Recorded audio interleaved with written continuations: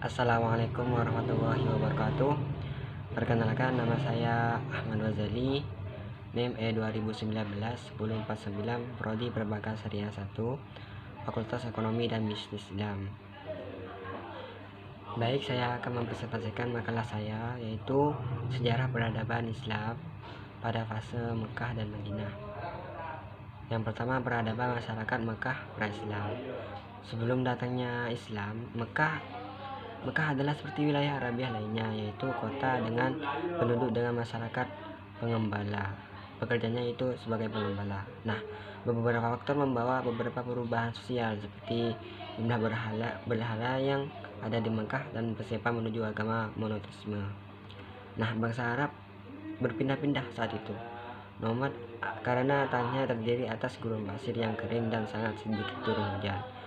Nah, perpindahan mereka dari satu tempat ke tempat yang lain mengikuti tumbuhnya stepa atau padang rumput yang tumbuh secara sporadis di tanah Arab di sekitar oasis atau genangan air setelah turun hujan.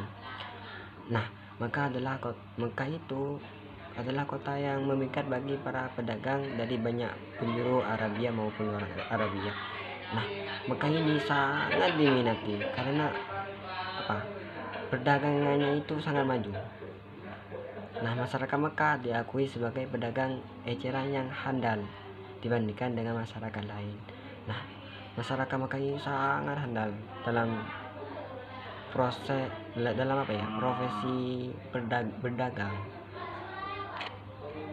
Nah, pada sistem dakwah Rasulullah. Dulu Rasulullah itu saat berdakwah itu secara diam-diam. Karena apa? Karena beliau takut diganggu oleh Quraisy. Lupa saya dah. Saat itu Nabi Muhammad sembunyi-sembunyi dalam berdakwah. Nah, dan fase yang kedua itu fase Madinah.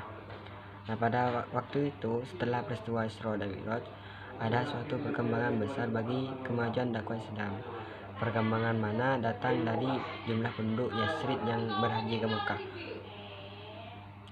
Tatkala gejala-gejala kemenangan di Yasrib itu dulu Madinah, Nabi menyuruh para sahabatnya untuk pindah ke sana dalam waktu 2 bulan. Karena apa? Sekarang kan ada mobil, dulu itu tidak ada mobil, pakai onta. Kalau tidak pakai onta ya jalan biasa. Nabi menyuruh para sahabatnya untuk pindah ke sana dalam waktu 2 bulan.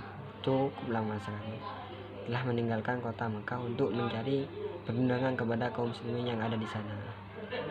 Nah, dalam perjalanannya mengemban wahyu Allah, Nabi memerlukan suatu strategi yang berbeda, di mana pada waktu di Mekah Nabi lebih menonjolkan dari segi tauhid dan perbaikan akhlak. Tetapi ketika beliau ada di Madinah, lebih banyak berkecimpung dalam pembinaan dan pendidikan sosial masyarakat.